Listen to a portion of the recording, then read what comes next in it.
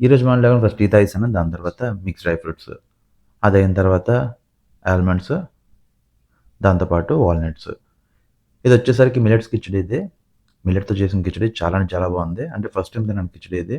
బావుందని చెప్పి రెండు సార్లు మళ్ళీ చేసుకొని తిన్నాను. టేస్ట్ అయితే అద్భుతం. అమృతంలాగా ఉంది టేస్ట్ అయితే. చాలా బా నచ్చింది నాకైతే. దాని తర్వాత బయటికెళ్ళాను.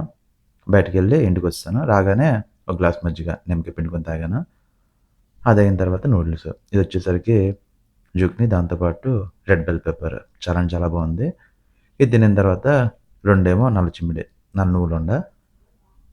ఈవినింగ్ వచ్చేసరికి గ్రీన్ టీ తాగాను. దాని తర్వాత స్వీట్ కార్న్ కాఫీ నుంచి ఆర్డర్ పెట్టాను ఒక 1 వీక్ బ్యాక్.